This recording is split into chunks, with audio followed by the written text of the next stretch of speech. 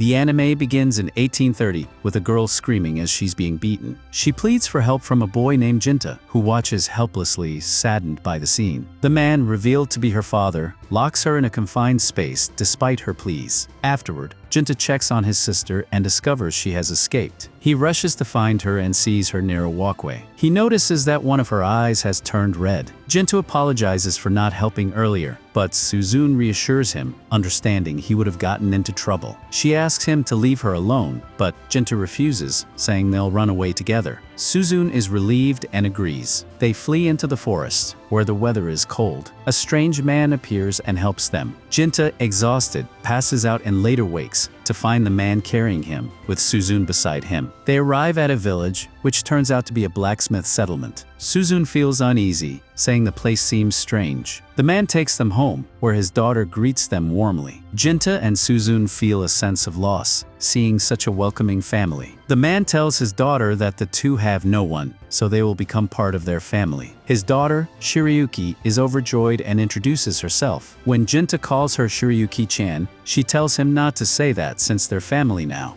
Genta is surprised by this new life. That night, Genta wakes up and finds the man cleaning a sword. He asks if he's a samurai, but the man replies, "No, I'm a guard who protects important people." Genta is amazed by his sword. The next morning, Shirayuki joins Genta, Suzune, and their new friend for a swim. Afterward, Chitose teases Shirayuki for eating too much dango and tells her to eat more vegetables. Shirayuki replies that she can't resist her mother's dango because she's so good at making it. Chitose goes to call her mom and the others head home. Genta asks Shirayuki about her mother. She says her name is Yokaz and that she likely allowed them to stay in the village. Genta asks if she ever leaves the temple, and Shirayuki says no because her mother is a Kaheim, a sacred priestess, someone with fire-based spiritual power. Her father serves as her protector. She explains that this power must be preserved and not used carelessly, especially around ordinary people. Shirayuki admits she hasn't seen her mother in years and feels sad about it. 3 years pass. Genta begins training with Shirayuki's father in wooden sword fighting, but loses repeatedly. He says, "I haven't made any progress," but Shirayuki's father encourages him, saying his strength is developing. He promises Genta will grow stronger with time, but must stay focused. As he leaves for work, Shirayuki hands him the sword he forgot, and they all say goodbye. Shirayuki checks on Genta and encourages him, calling herself his big sister. Genta laughs, saying he's older, but Shirayuki insists she's the most organized, so she counts as the elder. Just then, Suzune wakes up and asks what's going on. Genta says it's nothing, and Shirayuki announces it's time for breakfast. Both girls reach out to Genta, playfully dragging him along. After Shirayuki's father Mataharu dies, Genta becomes the village's protector.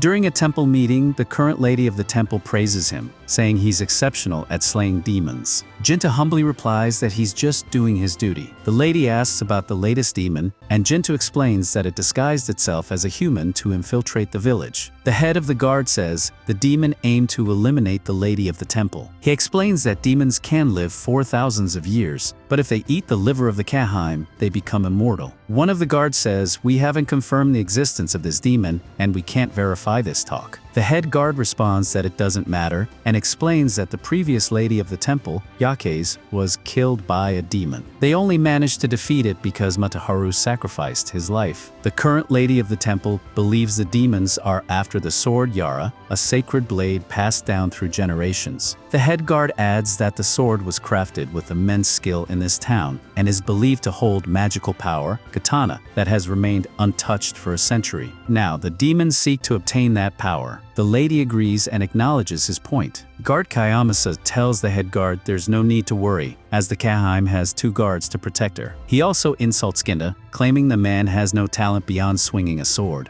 Genta asks him, "Do you have a problem with me?" The lady of the temple intervenes, saying, "This place deserves respect. Such petty disputes don't belong here." Genta apologizes, and she turns to Kayamasa, asking, "Aren't you a guard too?" He answers, "Of course, I'm here to protect you." The head guard ends the meeting, and everyone leaves except Genta, which angers Kayamasa. The lady of the temple asks Genta if he's alone outside, and he confirms. She tells him to drop the formalities and walks toward him, which surprises him. She reminds him, "I told you before to treat me informally." Genta replies, "But you're the lady of the temple, and I respect you." She insists, "Then I ask you, when we're alone, to call me by my name. You're the only one left who can." Genta calls her Shiryuki, causing her to blush. She admits she's being selfish because she relies on him for everything. Genta tells her it's not a problem, reminding her that the Kaheim is supposed to rely on her guard. Shiryuki thanks him and informs him that Suzune is here, waiting to see him. Genta visits Suzune, who was asleep.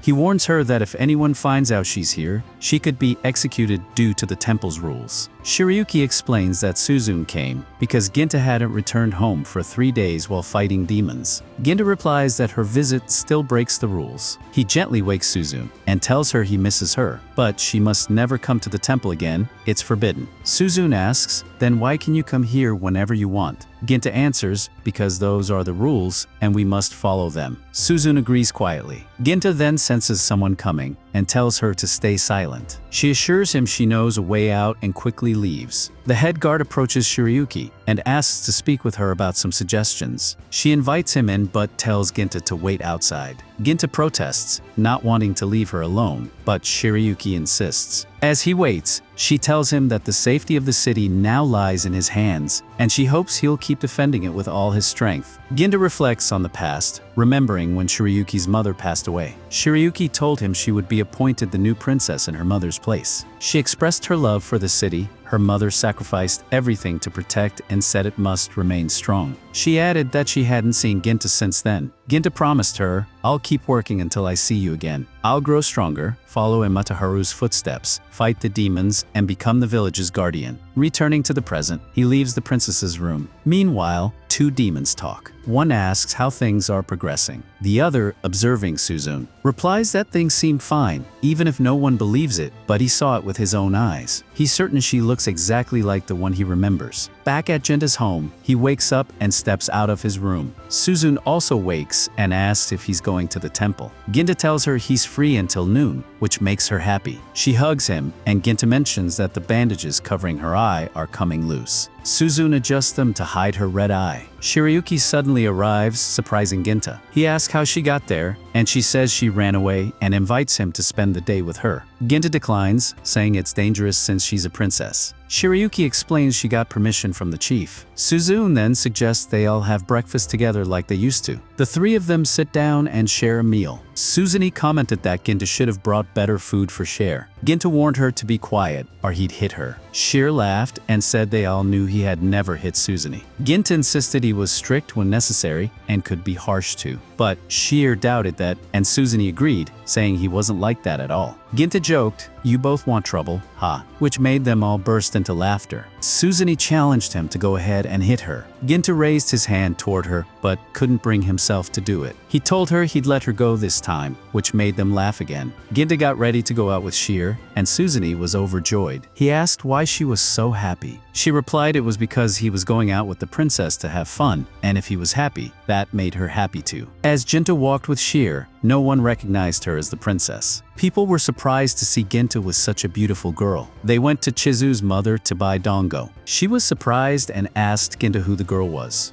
Genta replied she was just a friend. Shire asked for 10 servings of dango, but Genta said they'd only get 2 and some tea, which shocked her. Shire then asked if Chizu's mother didn't recognize her. Genta explained that she hadn't seen her in years and likely didn't remember her. Shire said she had expected that. Chizu's mother prepared the food and even added sweets, saying she remembered Genta always loving them as a kid. Surprised, Genta asked, "You still remember that?" She replied, "Of course. You always came here asking for them when you were little." She apologized for calling him that, but Genta assured her it was fine. He tried the sweets and said they were delicious, which made Chizu's mother very happy. Afterward, Genta told Shire he was no longer her big brother, he was now the city's guard. Shire replied, "I know, nothing lasts forever." She added that it was one of her father's favorite sayings. Genta reflected on how his father always taught him important life lessons, and how he still felt guided by him every step of the way. He said he wanted to stay on that path. Sheer said, I hope we become like my mom and dad and protect the city the way they did. They then visited their favorite spot where they used to meet. Sheer thanked Genta for spending the day with her. Genta told her he had a wonderful time, which made her happy. But she also admitted feeling guilty for focusing only on her problems and dragging him into them. Genta asked if she felt satisfied now. She said yes, and then revealed she had brought him there because she wanted to share something important. She told Genta she was going to marry Kayamasa. The village leader had informed her the day before. She explained she needed to bear a successor so she wouldn't repeat her mother's fate. Kayamasa, a guard born in the city, was expected to become the next chief, and their marriage would be good for everyone. Though she leaned toward accepting it, she confessed that, speaking as Sheer, not as a princess, she loved Genta. She told him she had once thought about running away with him to start a new life, but figured he wouldn't agree. Genta confirmed he would have refused. Sheer said it was because he didn't love her. Genta clarified that he had sworn to protect the city and the princess, not Sheer. He had trained hard for that, and if he ran away with her, it would make all his training meaningless and be an insult to himself. Sheer said they were very similar. When everything ends, people can only choose how to live, not who to live with. She chose to remain a princess, and if she abandoned that identity, she wouldn't be able to look him in the eye. If her role was wrong, so were her feelings for him. So she would continue to live as a princess, and asked him to stay loyal and love her until the end. Genta promised he would stay her guard and protect her to the very end. We then shift to Suzune, who was alone and feeling anxious. At the temple, Sheer informed Genta that 2 demons had been spotted in the forest and ordered him to eliminate them. Kayamasa would protect her while he was gone.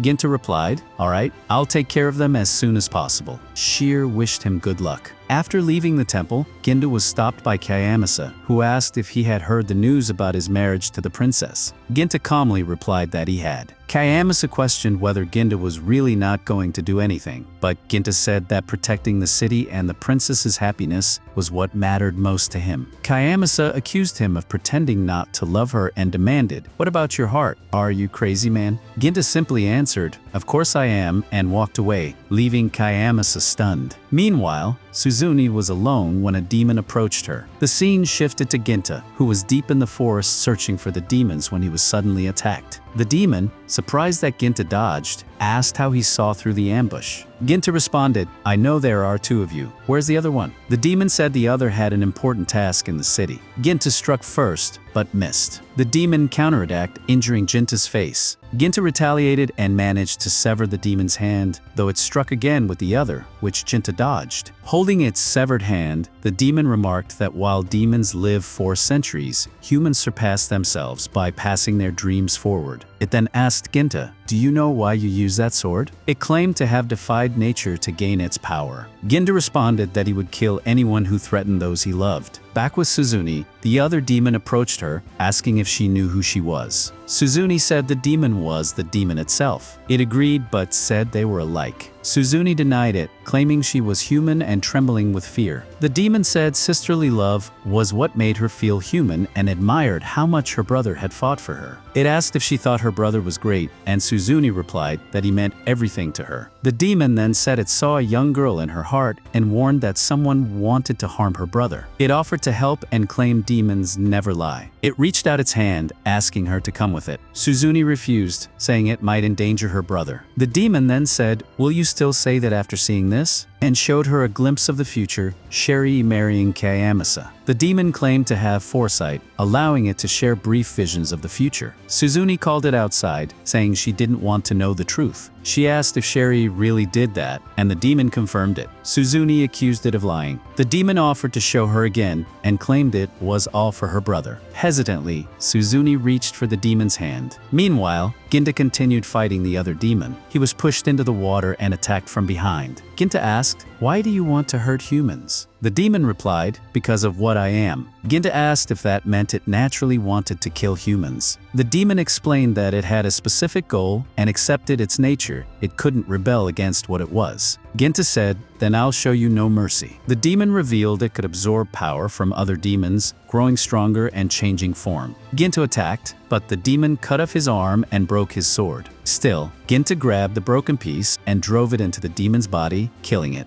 Before dying, the demon said it had fulfilled its goal and revealed the other demon had powers of perception. It warned that after 170 years, the strongest demon would rise to rule over all demon offspring in the city. This was the reason they had come. Genta, shocked, wondered if a demon was already living among them and thought of Suzune. The demon grabbed Genta's head and said, "You wield the sword to protect those you vowed to defend. But if you find they are not worth protecting, who will you kill then?" The scene shifts to Princess Shirayuki, where Kayamasa tries to get close to her, but she pushes him away, saying they need to first confirm whether Genta has defeated the demons. Kayamasa insists it's the right time to marry, warning that if they wait, they might have to wed in front of Genta. He steps back and leaves the decision to her. The princess begins to cry, arguing that she was wrong and must marry Kayamasa now for the city's sake. As she moves toward him, a demon enters, accompanied by Suzune, who witnesses the scene and asks the princess why she's doing this. Meanwhile, Genta regains consciousness and is shocked to find his severed arm still intact. Realizing something's wrong, he rushes toward the city, only to find it in flames. Back at the princess's location, Suzune confronts her. "I thought you loved Genta, but I guess you're ready to settle for any guy, right?" The princess denies it, and Suzune demands an explanation.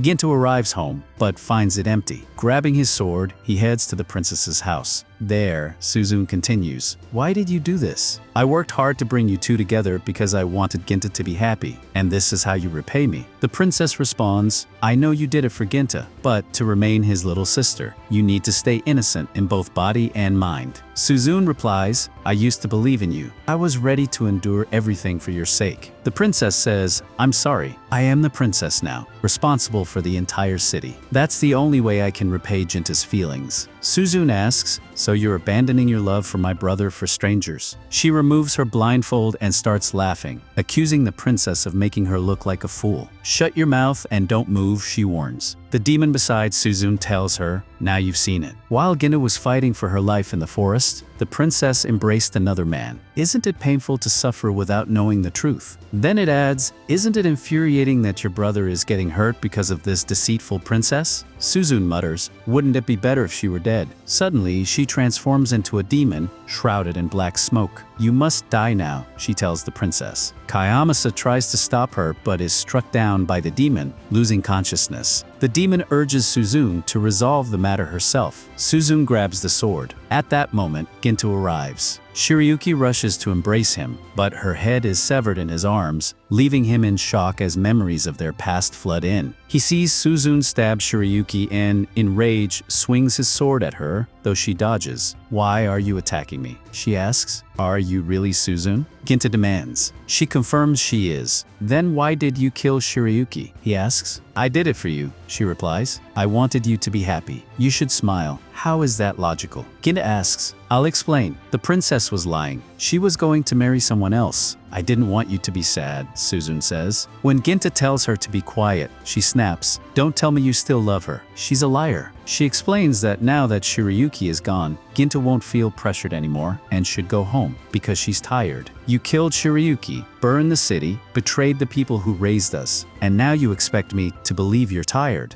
Genta retorts. Suzune shrugs. "Is that a problem? I now understand. The Suzune I once knew is gone." Genta attacks her again, but misses. She's shocked by his attempt to kill her. Then, Genta transforms into a demon, gaining the powers of the one who had previously injured him. Seeing his transformation, Suzune tries to defend herself, saying she did it all for him. Genta cuts her off, telling her to be silent. "So you're abandoning me like everyone else," she says. "I thought you were different. I thought you'd always be there." Then she says she doesn't need him, that he meant everything but didn't value her. "Fine, I'll go live in hell." She lunges at him, moving rapidly, then suddenly stops and says, "You must die." She thrusts her hands into his chest, but can't pull them out. Genta unleashes a powerful blow, sending her flying. She rises again, and Genta says, "That strike wasn't enough." He prepares another attack, but this time it hits the other demon. The clairvoyant demon tells Suzune to go far away. Then Suzune left, and Genta tried to follow her, but he couldn't pull his hands out of the she-demon's body. He called out to Suzune, but she told him she didn't want to talk because she was angry, and that she would tear everything in this world to pieces. She said she would visit them again, and that would be her final visit. The she-demon laughed, saying she had achieved her goal.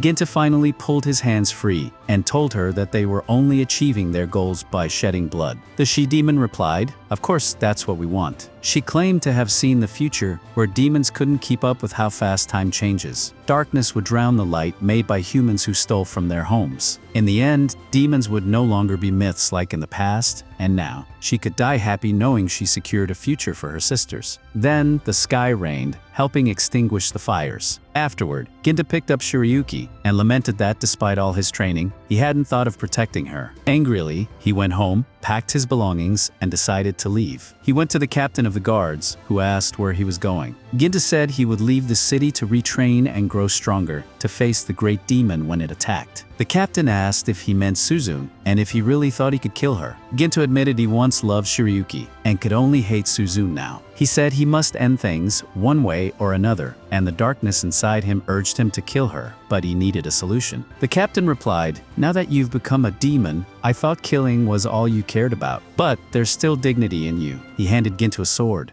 Genta drew it, and the captain said, "This makes you a Rei. You must follow the rules and traditions." He added Kaji to his name, making him Genta Kaji. Genta said he shouldn't carry the sword, but the captain responded, "No one from the Atsukaman family is left. Leaving this sword to rot in darkness is pointless. It belongs in your hands. I believe the princess would find peace in death if this sword were with you." He then apologized to Genta, knowing about his love for the princess. He admitted that he once told her to marry Kayamasa for the city's sake, not realizing Kayamasa had feelings for her. The captain only wanted his son's happiness, but the tragedy weighed heavily on him. Genta then left, and Shiozi's mother came to him in tears. "Are you really leaving?" she asked, saying she'd always remember him. The scene then shifts to the year 1850 in the city of Soaya. A man named Zenji, deputy to the village chief, met the chief and Genta. Upon seeing Genta, Zenji asked, "Is this the man?" The chief replied, "Of course. Now go with him and tell him everything." The chief left, and Zenji asked Genta if he had been told the full story. Genta replied, "The chief told me he has a daughter and that a demon wants to kidnap her." Zenji said that wasn't all. The chief's daughter, Natsu, was 13 and spoiled. The night before, she had seen a demon outside her window trying to kidnap her and heard it say, "Return my daughter to me." Genta was shocked. Zenji explained that the demon had a daughter who looked like Natsu, which was why it tried to take her. Natsu then arrived and scolded Zenji, threatening to tell her father if he kept slacking off. When she met Genta, she asked, "Are you the one who came to protect me? If so, please leave. You look too young." Zenji tried to calm her, but Natsu said Genta must have come for money and would leave later. She claimed this was just an opportunity for him. Zenji reminded her that her father had chosen Genta, believing in his skills, but Natsu told him to shut up. She said she hated having a samurai without a lord as a personal guard, so they wouldn't pay him, and he should go back where he came from. Then she stormed off. Zenji turned to Genta and said, "What an embarrassing family. They're not social at all." He apologized. Later that night, Zenji entered Natsu's room. She was surprised and asked why he came. Zenji replied, "Since you dismissed the new guard, I'll be protecting you instead, just in case something bad happens." Natsu, annoyed, asked if he thought she was lying. She said even her father didn't believe her, which is why he hired a suspicious samurai. Zenji said, "I think you're wrong about your father. I believe the chief genuinely cares about you. You've always been his top concern." Natsu replied, "But you know I'm not really his daughter." Suddenly, Natsu heard the demon's voice and began to panic, pleading with Zenji for help. Concerned, Zenji asked, "What's wrong?" At that moment, the demon appeared in front of Zenji, moving closer while repeatedly saying, "Return my daughter to me." As the demon reached for Zenji, Genta struck, cutting off its hands. Genta asked for the demon's name, but it kept repeating the same phrase.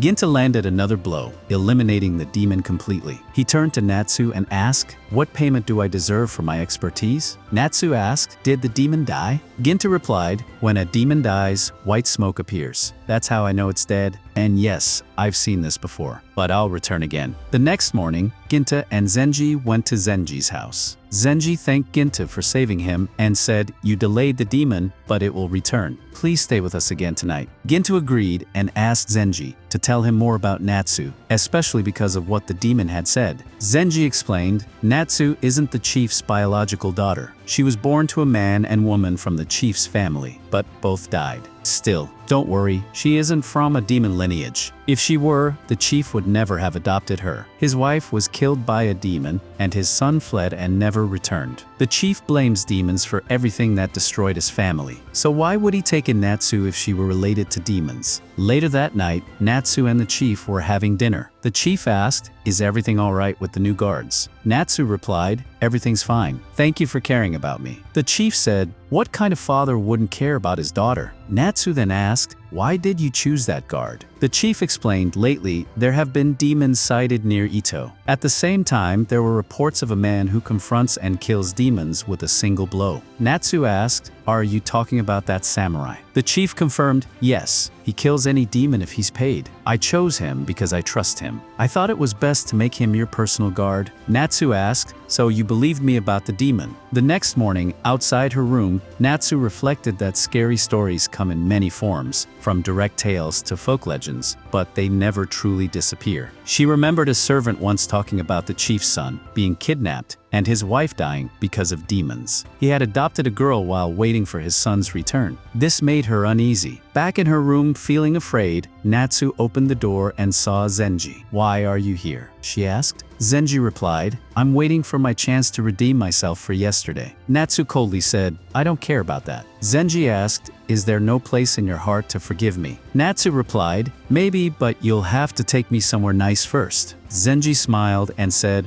"All right, I'll take you somewhere wonderful." Natsu then asked Genta his name. She told him, "My dad trusts you a lot. I think I'll trust you too." Genta responded, "You love your father a lot, Natsu." She smiled and said, "Of course. He adopted me and gave me a home. Why wouldn't I love him?" Genta replied, "A small, happy family," and added, "I really think the chief cares about you." That brought a smile to Natsu's face. When Genta mentioned the chief's lost daughter, Natsu cut him off, saying she knew nothing about her and got angry. Genta said, "I think I touched a sensitive chord." Natsu asked, "Is it possible for a demon and a human to have a child together?" Genta replied, "Of course." Natsu worried, "Then I could belong to that demon who appeared." Genta reassured her, "That demon is not your father." Natsu asked, "How do you know that?" Genta said, "I know who that demon is. We have a long history. I'm sure he never had a child like you." Natsu asked, "Is that really true?" Genta answered, "I'm not lying to you." Genta then asked Zenji, "Do you know how demons are born?" Zenji said, "Isn't it obvious? Like humans, from their parents. Or am I wrong?" Genta explained, "There are many ways demons are born. The usual way is through two demons having a child, but some are born when demons force themselves on humans for their own pleasure. Some demons are born from nothing, manifesting from pure emotions, especially dark ones like bitterness, anger, jealousy, sorrow, and obsession. These feelings slowly seep into a person, settle deep within, and eventually congeal into a physical form." Genta explained that such demons are essentially emotions wrapped in flesh. While he spoke, Natsu grew frightened. Suddenly, the demon appeared again. Genta approached it and asked, "What is your name?" Then he attacked the demon, striking it multiple times and knocking it to the ground. He turned to Natsu and asked, "Do you want me to kill it?" He explained that her emotions had summoned the demon. It was a result of her desires. The chaos it brought made her father pay more attention to her. Genta said, "You wanted to be treated like a real daughter, and then this demon appeared, saying the things no one dared to. Isn't that what you truly wished for?" Natsu, pained, said, "Please stop," trying to quiet the voice in her head. Genta remarked, "This demon will return even after I kill it. It won't disappear for good until you control your emotions." Natsu asked, "But how? I don't know how." Genta replied that it was simple. She just had to ask him to kill it. Natsu reflected on how she'd ignored things she didn't want to see and feared showing weakness. Deep down, she just wanted to be loved. She imagined her father appreciating her if a demon appeared, calling her a queen. Those ugly emotions had now taken form. The demon was her, and the one who needed to be destroyed was also her. Zenji comforted her, saying, "The only thing that needs to be killed is the demon, not you, my lady. Even if it was created from your emotions, that doesn't matter." He held her hand and told her to trust him. He assured her that both she and the boss cared deeply for each other, but neither knew how to express it. What they needed was honesty honest communication, like a real family. Natsu asked Genta to kill the demon. Genta faced the creature and unleashed a powerful attack that sliced it in half. Zenji, seeing white smoke, asked, "Is it dead this time?" Genta confirmed, "Of course it's dead." Afterward, Natsu fell asleep and Genta waited outside her room. But the demon reappeared, muttering that he had expected this outcome. He said this demon wasn't born solely from Natsu's emotions. Other princes in the country also held the potential to become demons. He recalled Zenji's mention of the boss's wife, who had been killed by a demon. That's why the creature had said, "Return my wife and daughter." Genta realized the demon referred to the child born to the boss's wife, Shizune. He hadn't expected this reunion and told the demon he remembered him clearly. Again, he asked the demon's name, but it only repeated, "Return my daughter to me." Genta responded, "People should live in the present, not be trapped in the past." With that, he struck the demon again, releasing white smoke. Later, Genta visited Zenji's house. Zenji thanked him, and Natsu, though still adjusting, expressed her gratitude. Genta said, "Don't thank me. This wasn't a job, it was paying off a debt." He told her that age doesn't make someone an adult, but time gives people perspective. He recalled how, in his youth, his worldview was narrow. He understood that causing harm was wrong, but he hadn't seen what was hidden beneath people's actions. At the time, he could only run away. Now, he wanted to atone. Natsu admitted she didn't fully understand him.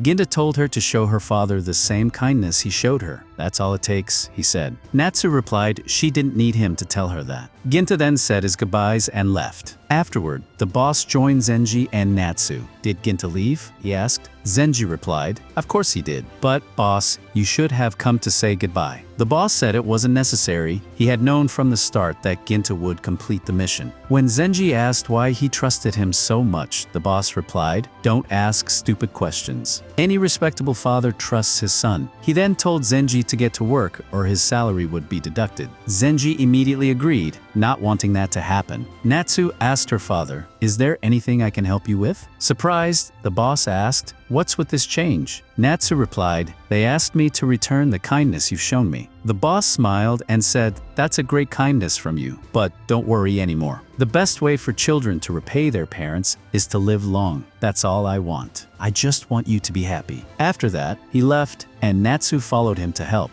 Genta went to a restaurant where the manager prepared the food and his daughter, Offie, worked with him. He asked Offie to bring the food to Genta, and she did. Afterward, Offie's father approached Genta and told him there was a killer lurking in the streets. He was very anxious about his daughter's safety and hoped the emperor would take action. Genta advised him to be careful about what he said regarding the emperor. Offie's father agreed, saying he didn't want to lose the restaurant, especially since he had acquired it just 10 days prior at a low price from the previous owner. Genta wasn't surprised. Offie's father complimented Genta's refined taste, noting his place resembled a ghost town and that Genta had been coming there for 5 consecutive days. Offie told her father he would lose their only customer, but her father reassured her they were just talking. He then asked Genta his opinion on the food. Genta replied it wasn't bad, just small in quantity. Offie's father praised his honesty, stating the best chef in the city made it. Genta inquired why they started working. Offie's father said everyone had their reasons, remarking that the past hadn't been kind to Genta, who confirmed this. Offie's father believed Genta had enough money, but Genta responded he was working to earn it. Offie's father asked about Genta's profession, and Genta replied he was a demon hunter, which made Offie's father laugh. He asked if Genta was heading to Edo now, and Genta confirmed. As Genta left, Offie's father reminded him about the killer, noting rumors that the killer never used a sword, yet all victims were mutilated, and the number of corpses was suspicious. He informed Genta that many people had gone missing recently concerning the discovered bodies, suggesting they might have been attacked or taken away, and everyone believed demons were responsible. Genta asked Offie's father where this killer was, and he replied the killer was in the Edo area. Offie approached Genta and warned him that stealthy killers and demons were very scary, urging him to be cautious in the dangerous streets. Genta replied he was old enough for lectures about going out at night. Offie retorted that his tough demeanor just proved he was still a child. Afterward, Genta moved to the Shirishi Bridge, hoping the killer would appear that day, but realizing wishes don't always come true. As he began to move, he heard a scream and rushed to find a group of dead men. He noted they were men, and he had heard a woman's voice afterward. Suddenly, the killer attacked him, injuring him. The killer tried to strike again, but Genta parried. However, the killer managed to stab Genta in the back and ran away. Genta, intrigued by the killer's power, hoped for more attacks, saying he was ready and harnessing the demon's power within him. The killer launched another attack, but Genta broke his sword and aimed to strike, though it missed. Genta encouraged the killer to try again. The killer told him to wait and revealed himself, saying, "I'm called Musuki." Genta said he would remember the name and that Musuki should prepare for death. Musuki replied he had no intention of fighting Genta, which Genta found amusing, as he had gotten the opposite impression. Musuki explained he had thought Genta was the killer, as rumors spread that whoever did it was a demon, so he had followed a demonic scent until encountering Genta. When Genta called him a killer, Musuki realized Genta wasn't the one. Genta asked why a demon would hunt serial killers. Musuki suggested they talk elsewhere before someone saw them. They moved to Musuki's house, and Musuki offered Genta a drink, assuring him it wasn't poisoned. Genta quipped that even if it were, it wouldn't kill him. Musuki explained that demons, when they mature, choose to appear as humans and live among society, adding that demons don't lie but they disappear. Musuki claimed he lived in the simple house. Genta told him he was a demon with a unique power. Musuki explained his power was invisibility, and that he was a high-ranking demon who had lived for 100 years. Genta commented that he seemed weak, but Musuki retorted that their rank was based on awakened power, not physical strength, and some high-ranking demons could be slow and weak, which he believed he was. Genta asked if Musuki wasn't a serial killer, and Musuki confirmed he wasn't, with Genta affirming he wasn't either, adding that he would believe Musuki. Musuki expressed his appreciation and thanked him. Genta asked why Musuki had attacked him without a word when he thought Genta was the serial killer. Musuki asked if Genta had heard of disappearance cases. Genta acknowledged knowing the number of victims didn't match the missing people, and mentioned hearing a woman scream, but seeing no body. Musuki confirmed this, saying the killer only targeted men and kidnapped women. Genta asked how Musuki could be sure. Musuki revealed that the killer had kidnapped his wife Hatsuo about a month ago. She had been with him despite him being a demon, yet she disappeared without a trace. 10 days later, he found her body by the river. The officer he spoke to mentioned she had been horrifically raped. Hatsuo was beloved, and he knew she didn't deserve such a death. He told Genta he lived as a human not for society, but for his wife, harboring great hatred for the monster who did this and took her life. He wanted revenge, which was why he asked Genta to stay away.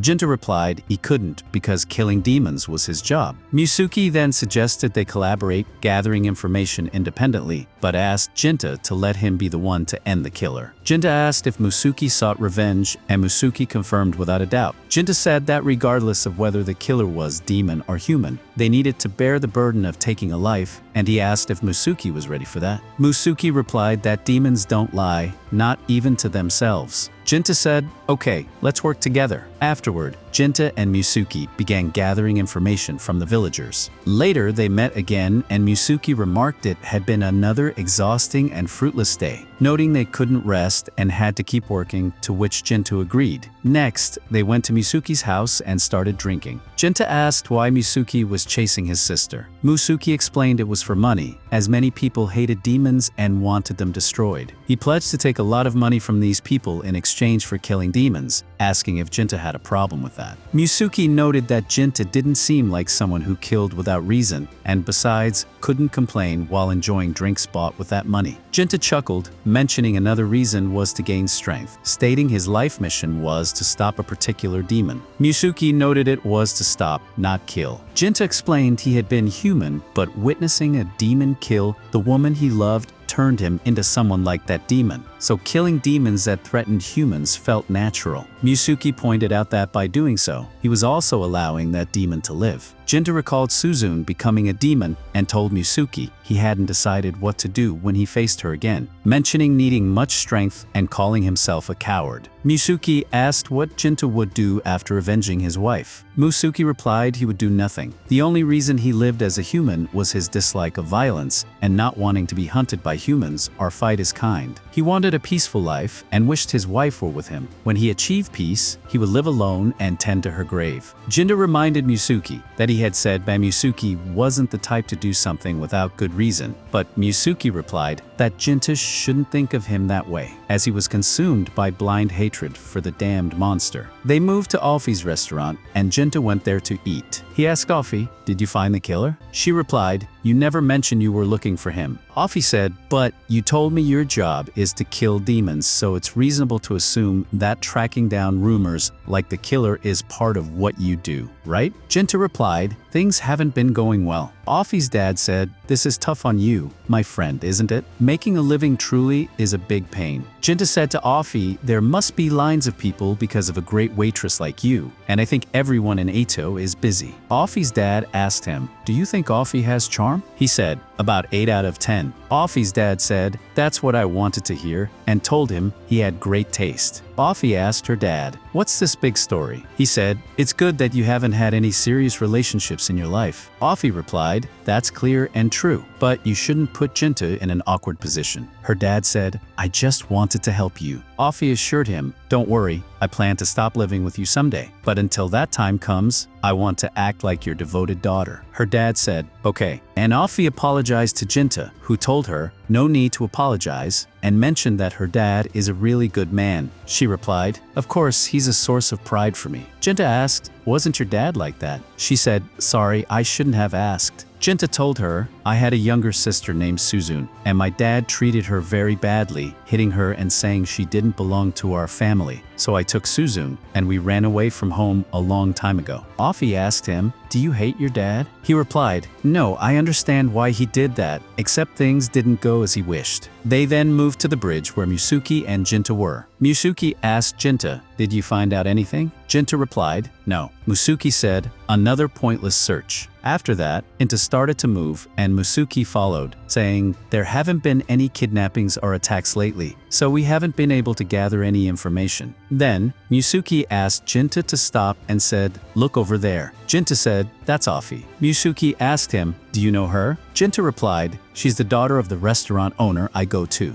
Musuki said, then it's not good for her to be out alone. Genta told Musuki, I'm going to her, and approached her. Afi said to Genta, the moon is beautiful tonight, and asked him, are you alone? He said, no, I'm with a friend. He looked behind him, but didn't see Musuki, who had disappeared. Musuki told him I didn't show myself to her, and advised him not to hesitate to take her home, since they didn't want her to become the killer's victim. Afi asked Genta, is something going on? He replied, no, and asked her why she was there. She said, I was enjoying the flowers, explaining their beauty, and that they bloom in winter and are one of the best types. Genta said to her, they're indeed nice. I've never seen anything like them before. She replied, they're rare, that's why I hold on to them and admire them, and they look amazing in spring when they bloom. Genta asked Afi if she could go home so her dad wouldn't worry. She replied, okay, and thank.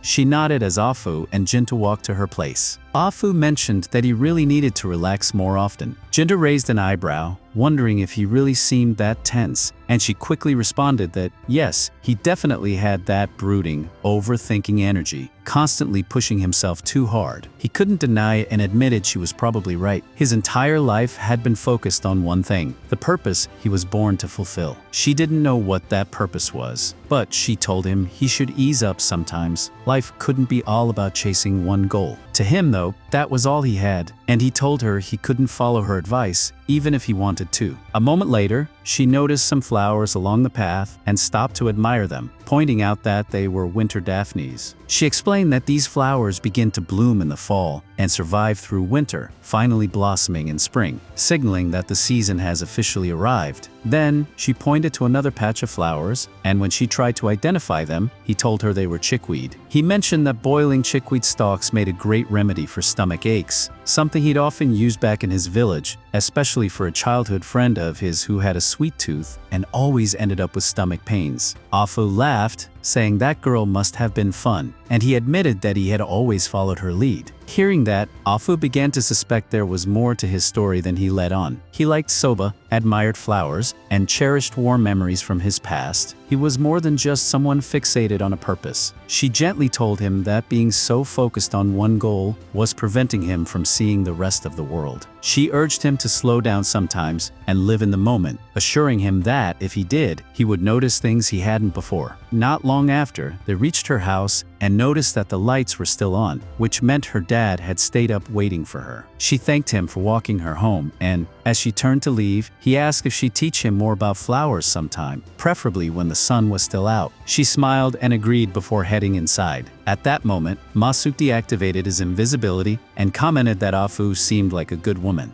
Genta nearly jumped in surprise, realizing Masuk had been tailing him the whole time. Masuk dodged the question and said he was going to continue searching for the slasher. Once again, the night ended with Genta waiting alone on the bridge for the killer to appear. A drunk man stumbled by Genta, and at that moment, the slasher appeared and attacked him. The woman behind them dropped to her knees in shock, and Genta finally got a good look at the slasher. It lunged at him, but he blocked the strike, and the girl started to panic. Genta warned her to stay still if she wanted to survive, then moved the fight away from her to keep her safe. The slasher, seeing an opportunity, tried to circle back and attack the girl, but before it could get close, Masuk jumped in and pulled her to safety while Genta launched a counterattack. Realizing it was outmatched, the slasher decided to flee, shooting into the air to escape. After it was gone, Genta apologized to Masuk for letting the slasher get away, but Masuk shrugged it off, saying it had been tougher than he expected. Still, he planned to track it down and find where it was hiding. Genta told him to be careful and keep his distance. Masuk nodded, assuring him he didn't plan on dying anytime soon, and set off after it. Once he was gone, the girl behind Genta asked for help getting up. He assisted her and, noticing her look, she commented that his grumpy attitude really reminded her of something. She asked if he remembered her, and when he looked closely, he recognized her as Natsu. She was glad he remembered her, and he remarked on how much she had changed. It had been 3 years after all, and she was surprised he hadn't aged. He joked that he was immune to aging, and she laughed it off, thinking he was kidding. Curious, he asked what she was doing out so late. She explained she had just finished delivering something to a regular customer. He pointed out how much she had changed, noting that her smile looked more natural now. She told him that showed she wasn't a child anymore. At that moment, Zenji appeared and teased her, saying she wasn't quite an adult yet, which caught her off guard. He then noticed Genta and immediately assumed they were romantically involved. Genta quickly corrected him, explaining that Natsu had just been attacked by a serial killer. Zenji then saw the body nearby and panicked, suggesting they call the authorities. Natsu explained that wouldn't help since it was the work of a demon. Genta confirmed this, saying it was the same demon he had been chasing for a while, and Natsu had just gotten caught in the crossfire. Zenji joked that Genta always seemed to be surrounded by demons. Natsu then asked how he made a living these days, and Genta told her he was still a demon-slaying ronin. He added that if she wanted to see him again, she could find him at a soba shop in Fukugawa. He even offered her a discount if she stopped by. Since her escort had already arrived, he figured it was time to leave. Before parting, she thanked him for saving her life. As Genta was walking off, Zenji called out one last piece of advice. If Genta was still looking for demons, he might want to check out Temple. The place had been abandoned ever since the head priest passed away, and locals were saying they'd been hearing a woman's voice echoing from inside. Rumors were spreading that something unnatural might be living there. Meanwhile, Masuk was still tracking the demon through the streets, but he ended up losing it. Just then, a woman's scream cut through the night, and he rushed toward the sound, only to spot the demon carrying someone. It instantly reminded him of his wife Hatsu, and the rage he'd been holding in finally exploded. He chased the demon all the way to Temple, slipped inside using his invisibility, and what he saw there left him shaking with fury. The demon was devouring the woman it had just kidnapped, swallowing her whole, bones and all. At that moment, Masuk couldn't hold himself back anymore. He charged in, dead set on ending the thing, convinced it was the same one that murdered Hatsu. But the demon sensed him coming and tore into him with its claws, shredding his gut open.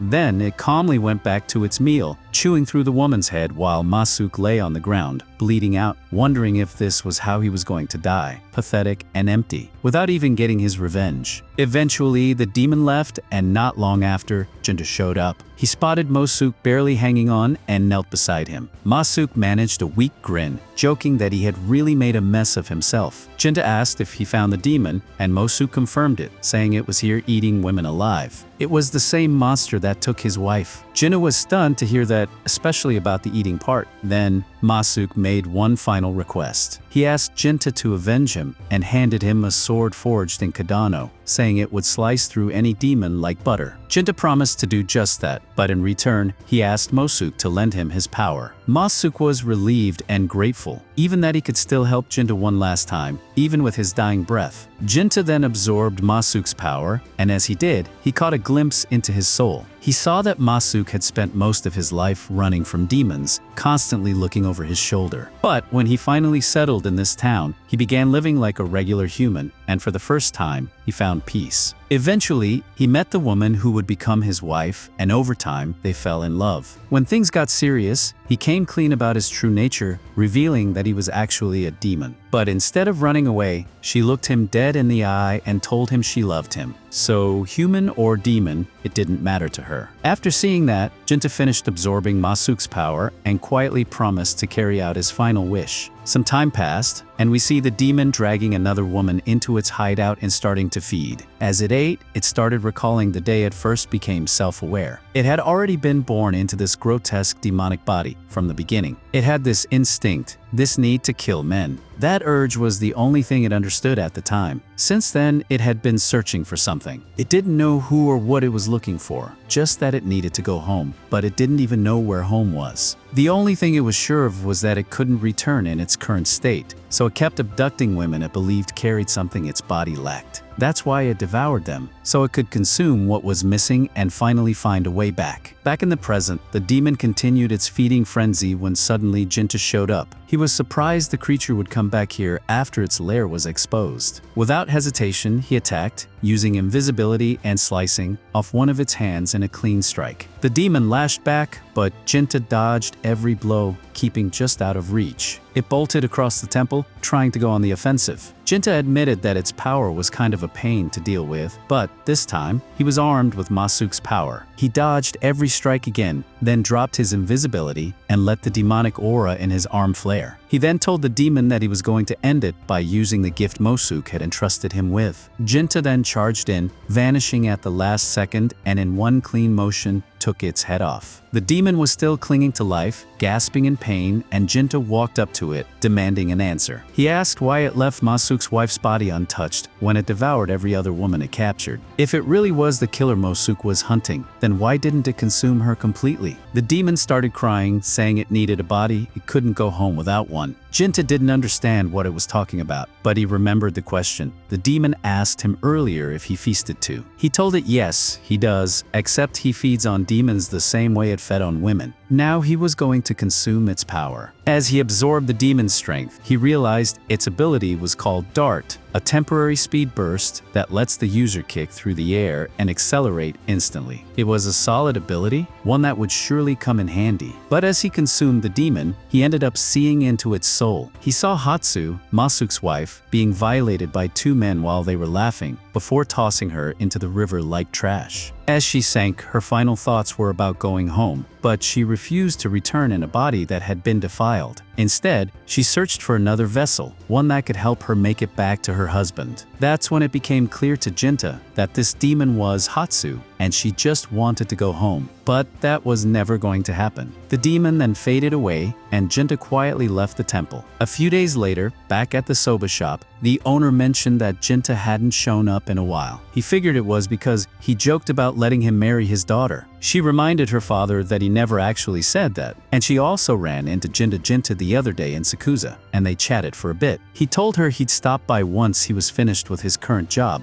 The owner thought the job might already be done because word around town was that the slasher disappeared and the killings had stopped. But she told him Genta mentioned he still had demons to hunt somewhere else. Those same two men who violated Hatsu were wandering the streets late at night. They started talking about finding their next victim, laughing about how the last one cried out for her husband as they dragged her under. But then they saw Genta. He stepped forward without a word and cut both of them down in a single strike. Looking down at their bodies, he said nothing. He just hoped that Masuke could finally rest in peace, now that Hatsu had been avenged. Then he walked away. There was a small girl singing and playing with a ball among the water lily flowers. She stopped singing and said there was no continuation. The warrior Miura was walking at night, and there was a villager walking in front of him with a child. Miura imagined the big man was someone he knew and almost called out to him, but he ended up bumping into Natsu. When Natsu looked at him, she noticed he had 2 weapons and immediately apologized. Miura said, "No, I'm sorry for not looking ahead." After that, Afu's father told her that this gentleman was Miura, a samurai, and was known to be very nice. Next, we moved to Afu's father's restaurant, where Afu served him food, but he didn't eat. Afu's father asked him why he wasn't eating. Miura replied, "Of course, it's because I have a small problem." He then asked if it was possible for him to listen for a moment. Afu's father said, "Of course." Miura said, "I have an older brother." Afu's father told him, "Stop pretending to be foolish. There is no older brother in the Miura family." Miura replied, "But I do have an older brother." He asked, "Afu, do you know my big brother Sadana?" Ofu replied that she was sorry she didn't know him. Miura said, "Of course, no one knows my older brother, not even my parents." Afu's father told Miura not to think too much about it and urged him to eat since the food was getting cold. Afu asked Miura if she could introduce him to a nice person. Miura said he was okay with it if the person was nice. Afu mentioned that this person might be able to help him. Afu's father said there was a customer who loved to poke his head into strange stories like this. Miura asked, "Is this person a swordsman who fights evil? Does he make money this way?" They laughed at Miura's words. Afu's father said, "No, this man is a mercenary, and clearly he's someone who can help you. Of course, he will take your money, but he's a great duelist and can take out evildoers with one strike from his sword." Afu told Miura that dealing with him might be tough, but he's a good and somewhat nice person. Afu's father added that he eats Afu's soba here every day, and here he comes just as we're talking about him. Genta entered the restaurant and placed his order, catching Miura's attention as well. Afu's father asked Genta if he liked the Afu soba this time too. Genta replied, "No, it was as usual." Afu's father told him he should tell him at least once that it was good. Genta replied that it was available in all the restaurants, but he liked to taste it here. After that, Afu poured tea for him. Genta told her she got used to that. Afu said she is improving every day compared to the previous one. She asked him what he thought, and Genta took a sip and told her that autumn is the season for trees and allows the beautiful scent to flow and the beautiful flowers to bloom. Afu agreed that was true. Genta said it's interesting to focus on this matter and told her he's attracted to the flowers found in nature, like along the road. Ofu replied that anyway, the season's flowers have finished, and next time, she would tell him a story about the flowers. After that, Miura approached Genta and apologized for interrupting. He introduced himself to Genta and asked if it was true that he heard he was obsessed with weird stories and rumors about the evildoers.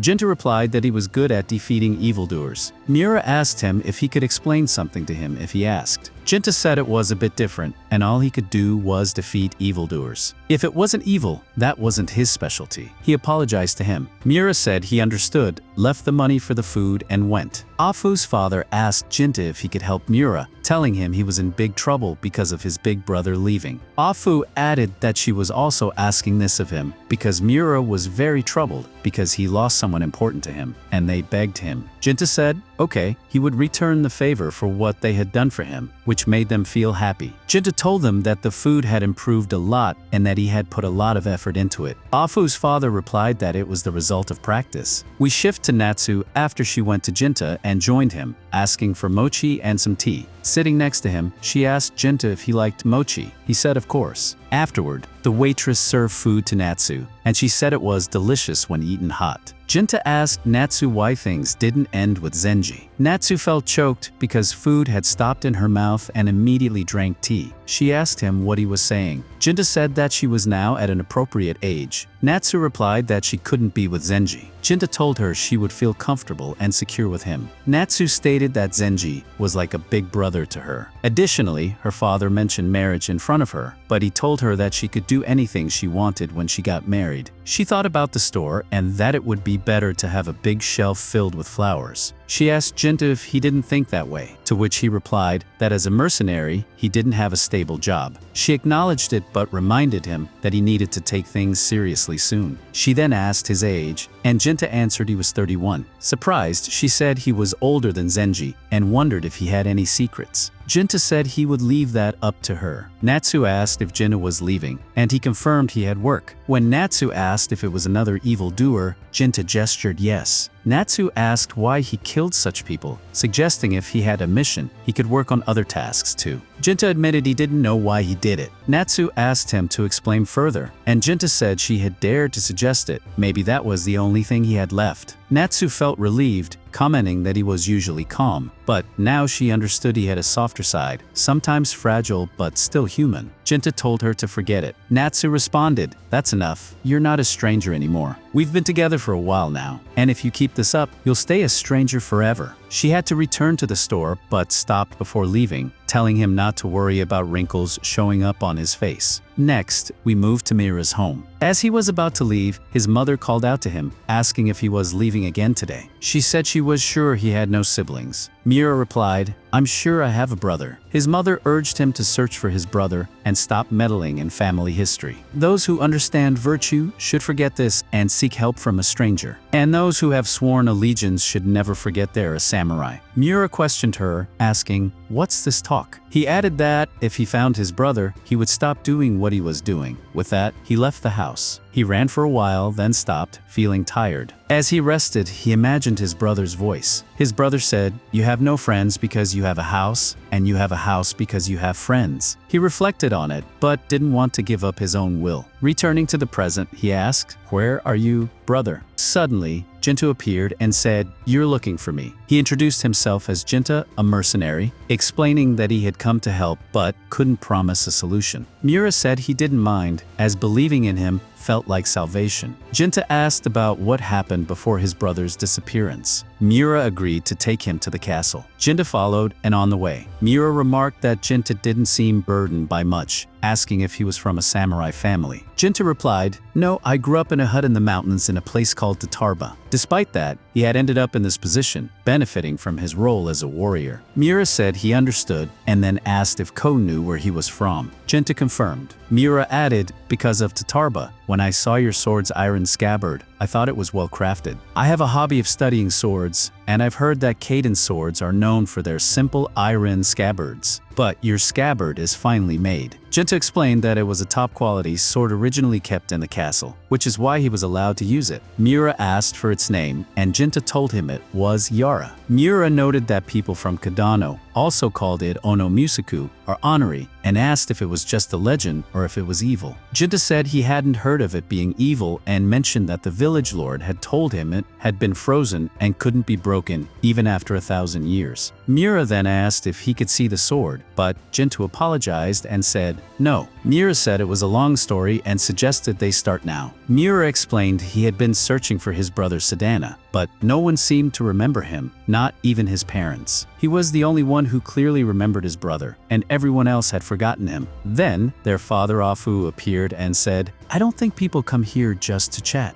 Genta replied that people always came to the store, to which Afu said, "You're very serious." Genta responded it was just a joke, mentioning they seemed concerned about Mira, which was why he had come. Afu said she was glad to hear him joke. Genta then asked when Mira's brother disappeared. Mira explained it happened in late April that spring. It wasn't strange, but he had noticed it. His brother had mentioned he was going to see his daughter before he vanished. He told Genta about a flower in his brother's room that he didn't know the name of. It had a strong fragrance, small white petals with a yellow center, and a white line in the middle. His brother wasn't one to care for flowers, so it caught his curiosity. Genta asked when Mira found the flower, and Mira said it was after his brother's disappearance. He was the only one who went into his brother's room, so he thought his brother had left it there. Genta asked if the flower was still there, and Mira said he kept it as proof, hoping it could help him. Genta expressed his intention to visit the castle the next day. The next day, Genta visited Afu's father's restaurant. He was greeted by Natsu and ordered his food. Afu's father asked Genta when he had started this work. Genta replied it had only been a few days. Afu's father suggested he needed to put in more effort. Afu asked her father what he meant. Natsu then asked Genta if he was close to Miura. Afu said they weren't that close, but he visited occasionally, and they talked. Genta replied it wasn't much, and Afu agreed, but added he was nice to her, serious but kind. Natsu asked if he was the man she had bumped into before. Afu confirmed, and Natsu remarked that he was very humble. Afu's father mentioned that when it came to swords, Genta's eyes changed color. He then handed Genta something, saying it was a gift from Miura. Genta said he couldn't take it, but Afu's father insisted, saying it was of no use to him.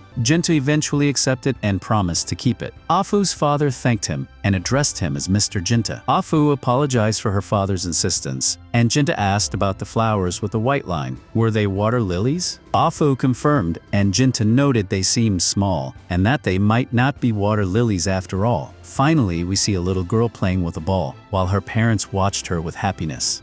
As the girl looked at her parents, they suddenly vanished, and she dropped the ball from her hands. Meanwhile, Genta and Miura arrived at Miura's home, where Miura invited him inside. They were greeted by Miura's mother, who asked who Genta was. Genta stepped forward politely, introduced himself, and apologized for arriving unannounced. Miura's mother welcomed him and asked her son to explain more. Genta mentioned he came from Kaduno, and she recognized it as the village known for blacksmiths. Miura confirmed and added that Genta was a samurai who shared his interest in katanas. He invited Genta to stay the night. Grateful, Miura's mother thanked Genta. When he asked why, she explained that Genta had brought joy back into Miura's life. After entering the room, Genta complimented her, but Miura said she was more embarrassing than kind. Then Miura showed Genta the flower he had found. Genta identified it as a daffodil, though smaller than expected, and asked if Miura was sure he had seen them in spring. Miura confirmed. Genta then told him something unsettling, that the girl Miura's brother had gone to meet might have been a demon, and that his brother could have been taken to another world. The daffodils were evidence of that. Miura asked if the flowers came from the demon's world, and Genta asked to see his brother's room. Miura agreed and told Genta to follow, but Genta paused, asking him to go ahead. When Miura insisted he wouldn't know the way alone, Genta assured him it would be fine. Once Miura left, Genta trailed him silently, thinking that his open presence might interfere with something. As Miura entered his brother's room, he caught a strange perfume in the air that made him dizzy. Then, everything changed. He found himself in another world, witnessing a young girl trying to save her parents from a fire. She failed, and everything was reduced to ashes. When she got up, people were terrified of her. She tried to reach out, but they ran from her. Looking into the water, she saw her red eyes, a sign she had become a demon. She mourned the loss of her parents, her home, and even her fragmented memories. Feeling like she had lost herself, she fled, knowing she could never return to the garden of her past. Time passed. She grew up in the city and eventually came upon Sadana, Miura's brother, at Are's house, practicing as his family watched. The sight made her cry. She wanted to go back. Imagining her parents again, she began to play with the ball. Then Miura woke up in that same strange world and wondered what was happening. Genta appeared behind him, startling him. He explained that it seemed they had crossed into the place tied to Sadana's room. When Miura asked where they were, Genta pointed out the fire, the demon girl, and the ruined house, noting none of it should still exist. He asked if Miura had seen it too. Miura nodded. They then saw the girl playing ball in front of Sadana. Miura rushed forward to his brother, but was suddenly struck by pain in his head. He asked Sadana what he wanted him to cook, saying he had improved. But the girl interrupted, telling Sadana to stop, urging him to give up and leave. Sadana, however, said it was time to make his special soba. The girl pleaded with him, explaining that she had a family and a home she wanted to return to. She begged him not to let sympathy bind him there. "This is the garden of happiness," she said, "where I can see my parents. But you must leave." Sadana gently told the girl she misunderstood. He explained that it's not a home that creates people, but people who create homes. Happiness, he said, can be found anywhere, and any place that doesn't bring joy can't truly be called home. The girl questioned how he could know that. He replied that she had spent a century here alone and must have felt it deep inside. He then offered to leave this place, but only if she came with him. She said that was impossible. This garden belonged to her. Sadana then asked, "What if we lived together?" suggesting he could quit being a samurai and they could live quietly somewhere else. He even asked if she wanted to be his daughter. But the girl refused, saying she couldn't leave and couldn't see him as a father. Sadana smiled and said, "All right, that's awkward. but I'll wait until you change your mind. He told her he meant it and that the day she saw him as a father, they'd leave together. The girl, though, doubted that day would ever come. What a shame, Sadana sighed. Looks like I'm stuck here forever. Then he vanished. Aramori, shocked, asked the girl where his brother had gone. She said softly, "No one's here anymore. It's all gone." Desperate, Aramori begged her to bring him back. Genta stepped in, telling him the truth. Sadana wasn't coming back. Aramori, confused and emotional, said he had just seen him.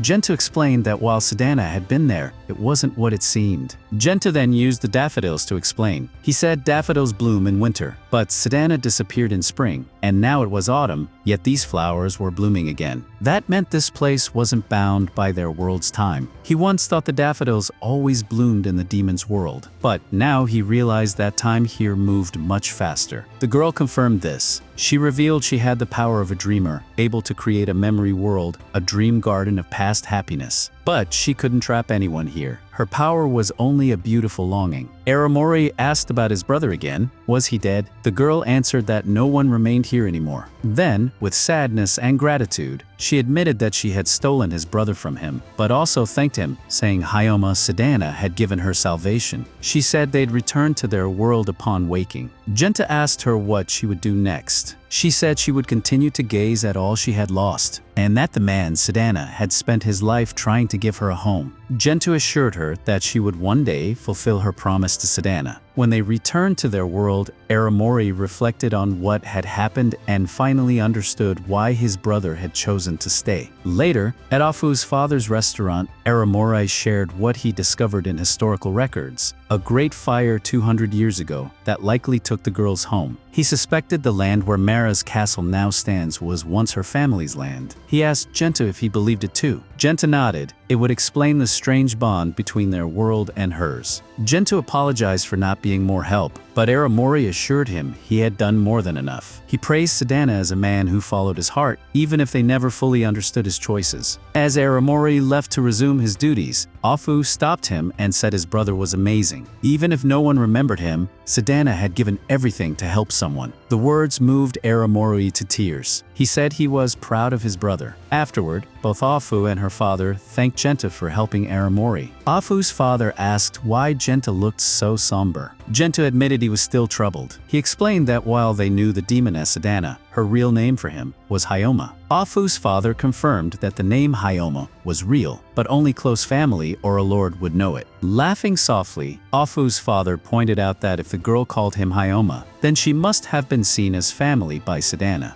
Genta then recalled something. Miura's mother used to call her son by a different name, Natsu. That name, too, was something only family or a lord would know. Genta noted that demons don't lie, but they sometimes hide the full truth. He suggested that Sadana hadn't died, but had lived over 20 years in the dream world, while only a month passed in reality. By the time he returned, he was an old man who couldn't go back to his old life. So, he moved to the city, bought an old house, and opened a soba shop in Edido. Genta added that if he was wrong, he welcomed correction. Afu's father mused that if time moved faster there, maybe Sadana had died of old age, but Genta disagreed. He believed Sadana was still alive because the girl smiled, and that smile meant she had found a new father. Right, Sadana, he whispered. Afu's father teased, "That's not fair. When did you figure it out?" Genta smiled. At the moment, everything ended. There were hints all along, not just names, but things like the samurai tools in that soba shop. Tools only a samurai like Sadana would own. Afu's father confirmed the truth and mentioned that Miura was often bothered by his appearance whenever they met in public, which is why he gave him the small hair care stick. Genta asked Afu's father if he had told Miura that he was his brother, believing Miura would be glad to know his brother was alive. Afu's father, Sadan, explained that he chose to stay with the one who needed protection the most. Since then, he had lost his identity as a member of the Maya family and no longer considered himself Miura's brother. He had grown up and was confident he'd be fine without him. He asked Genta to keep the stick as a gift since he no longer needed it. Genta called him stubborn. Sadan apologized and said, "It seems no one understood my reasoning, right?" He then asked Genta if he understood why he chose to become a father to the girl. Genta replied that there was no real reason, was there? Sedan smiled, saying it was clear. He couldn't stand seeing the girl suffer alone, so he decided to stay with her. Once someone commits to a path in life, they stick with it, regardless of whether others understand it or not. Everyone has their own way of thinking, and there's no need to explain it to others. Genta agreed, saying that our personal reasons are meant for us alone, not for others to comprehend. Sedan remarked that he knew Genta would understand, complimenting him on his wisdom and calling him a devil, which surprised Genta. Sedan then said he had lived over 20 years with a devil, hadn't he? He had come to understand the impact they have on those around them. Genta asked about the girl's condition, and Sedan said she was there with them, looking at Afu. Genta noted that this explained why they wouldn't have trouble entering her world. Afu then interjected, saying, "Don't you remember what I told you? You're still just a kid." Genta responded, "I guess I still am a kid to you since you've lived more than 200 years. Afu asked, "What now? You told us your job was to eliminate demons." Genta replied that he wanted some kakisoba. Afu asked her father to bring a plate of kakisoba, and Sedan agreed, saying, "Right away." He prepared the dish and poured tea for Genta, smiling. Genta then asked Afu what was so funny, and Alfie explained that she was simply happy. "Can't you see?" she said, adding that she had always known that his life had a deeper meaning beyond just his mission, and brought him the kakisoba. As Genta reflected on the past, he said that time moves relentlessly forward, and even the things closest to our hearts slip through our fingers. Everything we lose is lost forever, with no way to get it back. Returning to the present, he told Sedan, "I made you a wonderful plate of kakisoba."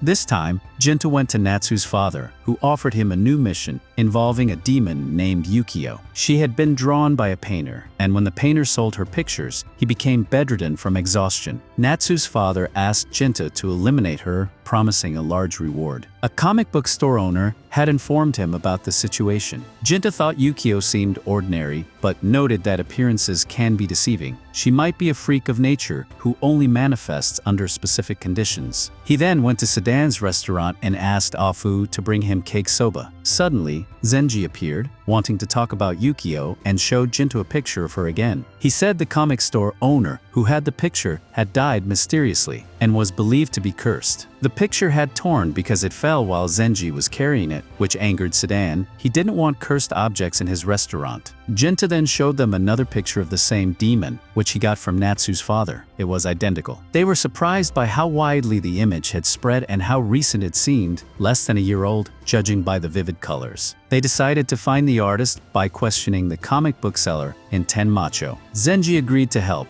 possibly out of gratitude, since Genta had taken care of Natsu in the past. They found the picture seller, and Zenji learned where the artist lived. He informed Genta, who then visited the artist's home. The artist, named Saga, was bedridden but welcomed Genta warmly, calling him polite. His room was filled with drawing tools, making Genta wonder why he'd stopped drawing. Saga explained that it was due to old age, not a curse. When Genta showed him the picture of Yukio, Saga immediately recognized it. He had drawn her himself. Genta was investigating the picture's origins. Saga explained that the painting had nothing to do with the path of hell, Ito. A man named Madara had named the woman in the picture Kazandika. Upon hearing that name, Genta was stunned. He looked at his sword and remembered that Madara had saved him and his sister in the forest. Back then, Madara was defending a village while wounded and felt useless, unable to protect the woman he loved or defeat the demon attacking them. He had no choice but to protect her and was unhappy about it. But over time, even the most resolved hearts change. He advised Genta to appreciate his own pain and protect Sun and Sherry. Returning to the present, Genta wanted to know more about Madara, his foster father. But one couldn't talk about Madara without mentioning Yukio. In the past, when Saga was young and inexperienced, he met a beautiful woman who refused to give her name, but told him she'd be under his care. They lived together and Saga began to draw. Madara came to deliver a message to the woman and was frustrated at being reduced to a courier, despite being a skilled swordsman. Back in the present, Saga told Genta he used to visit Ito every year and often complained about it. He said the original picture of the beautiful woman was indeed drawn by him while she lived with him. However, the copies in circulation now were wood prints from a newer draft he created. Despite its beauty, it wasn't just a portrait of a woman, it was a portrait of a demon.